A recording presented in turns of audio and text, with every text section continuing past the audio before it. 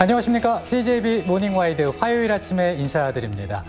오늘처럼 날이 좀 쌀쌀해지면 국이나 탕 같은 국물 음식 많이 찾으실 텐데요. 그런데 이런 국물 음식 속에 나트륨이 국물의 3분의 2가 들어가 있다고 하네요. 네, 이 말은요. 국물 음식에서 건더기만 먹고 국물을 마시지 않으면 고혈압, 위암, 골다공증 등의 주요 원인으로 알려진 나트륨을 훨씬 덜 섭취할 수 있다는 의미겠죠. 그렇습니다. 몸을 따뜻하게 하실 때 국물 음식의 국물은 되도록 섭취하지 않거나 소금의 양을 줄여서 조리하는 게 좋겠습니다.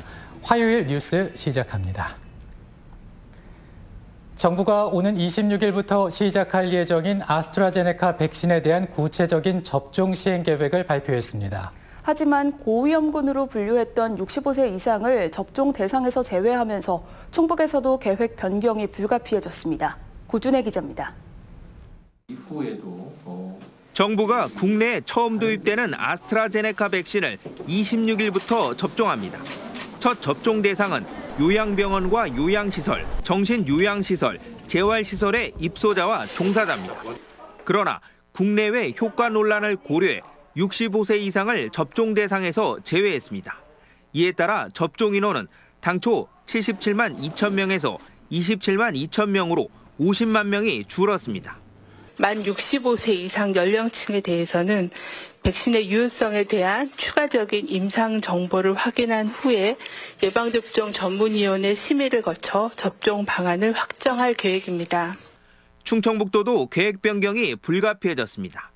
도는 정부로부터 받은 백신을 요양병원 환자 등 28,200여 명에게 접종할 계획이었지만 정부 방침으로 65세가 넘는 1,600여 명이 대상에서 빠졌습니다. 도는 배정이 안 된 물량을 대체 접종할 수 있도록 정부에 건의할 방침입니다.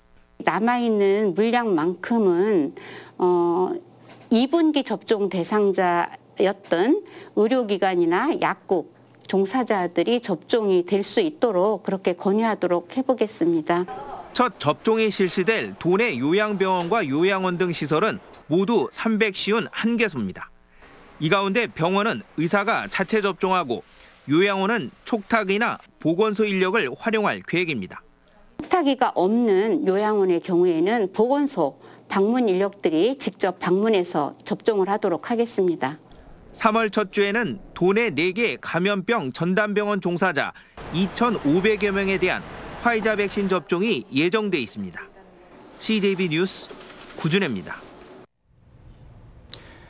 작은 사업체 운영하는 사장님들께 어제는 특별한 날일 것 같습니다.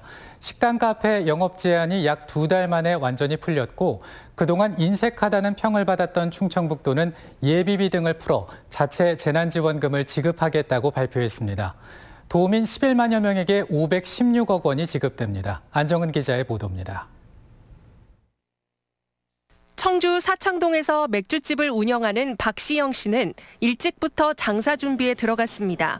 영업 제한 시간이 사라지면서 손님들이 이전보다 많이 찾을 거라 기대하고 있습니다. 9시 이후에 장사를 못하면은 이제 매출이 없다고 봐도 무방하거든요. 저희끼리 운영하는 단톡방이 있는데 엄청나게 지금 희망을 얻고 있습니다.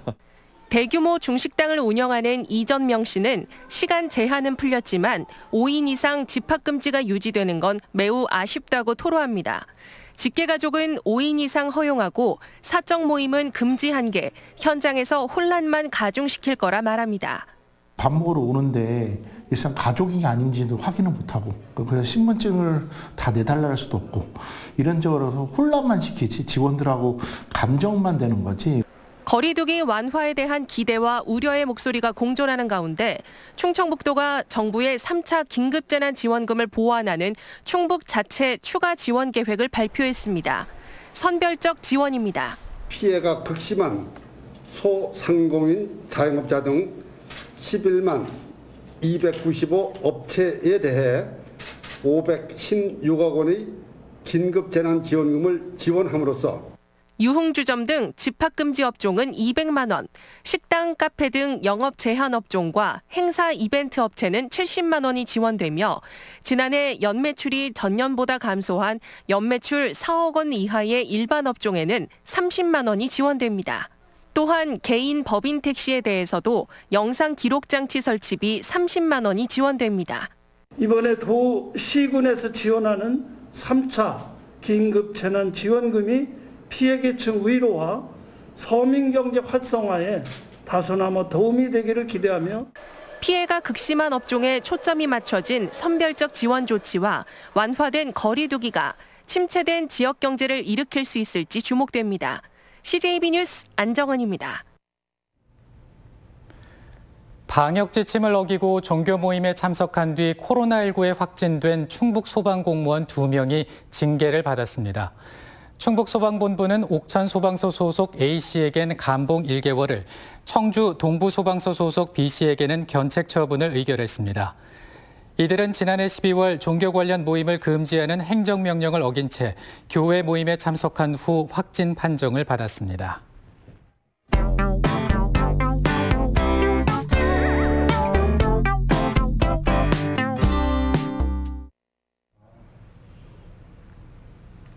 CJB는 대안교육 미래를 보다라는 기획 코너를 통해 충북이 추진 중인 다양한 형태의 대안학교를 전국 사례까지 접목해 보도해드렸습니다.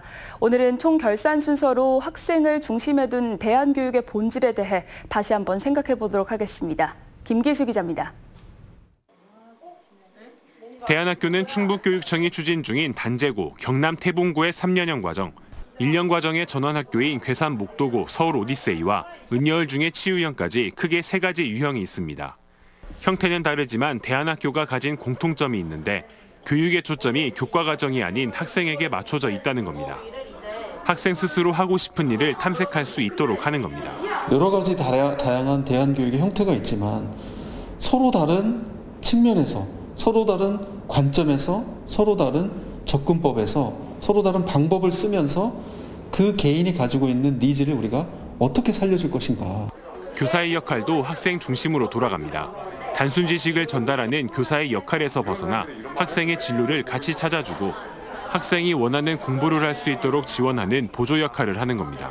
자기의 주체성을 갖고 걸어가고 좀 내가 정말 이렇게 점수 맞춰서 가는 것보다는 내가 좀 원하는 과를 찾아서 간다든지 좀 그런 방식에 좀 힘을 기울일 수 있을 것 같다는 생각이 들어요. 그래서 스스로 돌아보게 하고 스스로 좀 이렇게 힘을 키워주는 것, 그리고 이제 결국 학교라는 사회에서 잘 이렇게 적응할 수 있도록 해주는 게 교육 목표입니다. 진로를 찾지 못하거나 프로젝트에 실패를 하는 경우도 있겠지만 학생 스스로 고민하고 설계하며 자신을 알아가는 과정 자체가 교육이 되는 겁니다. 새로운 교육의 모델을 끊임없이 고민하고 만들어내고 테스트하고 우수 사례를 만들면 학생들이 공교육 시스템 하나만으로도 충분히 자신의 진로를 찾아가면서 학생을 중심으로 한 대안교육이 충북교육의 새로운 패러다임을 제시하고 있습니다. CJB 뉴스 김기수입니다. 충북 부동의 수출 품목 1위 뭘까요? 대부분 반도체를 떠올리실 텐데요. 그런데 최근에 충북 수출 품목 1위가 화공품으로 바뀌었습니다.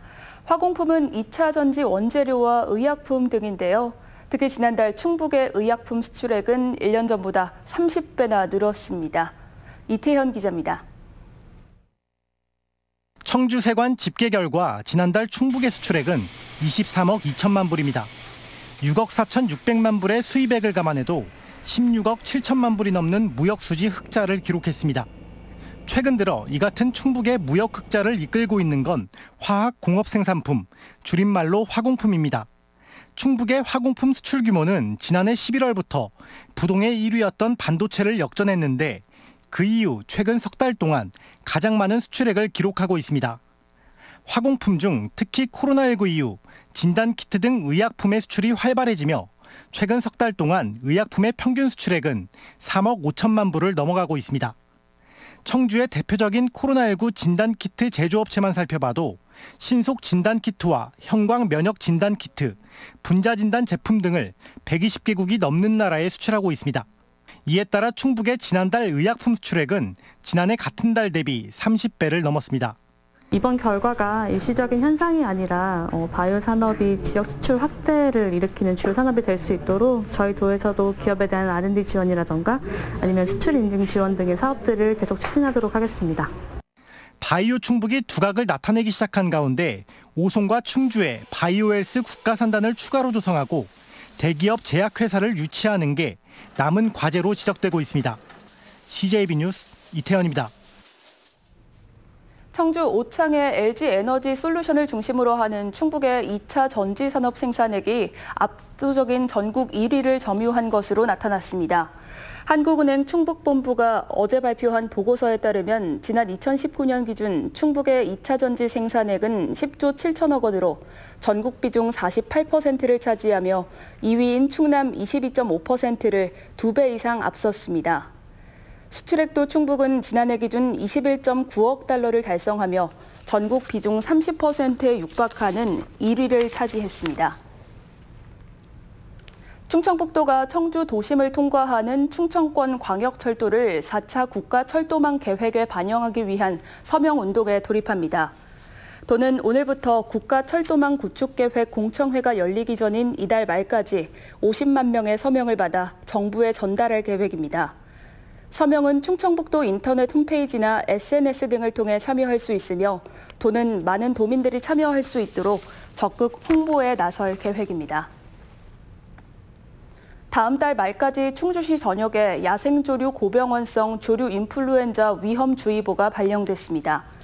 충주에서는 지난 2월 동양면의 종오리 농장에서 고병원성 AI가 발생한 데 이어 최근 달천지류에서 채취한 야생조류 큰고니 폐사체에서 AI 항원이 7차례나 검출됐습니다. 이에 따라 다음 달 말까지 충주 지역 내 가금 농장에서 식용알은 주 2회만 반출 가능하고 반출 차량은 하루 1개 농장만 방문이 허용되는 등 방역을 강화할 방침입니다.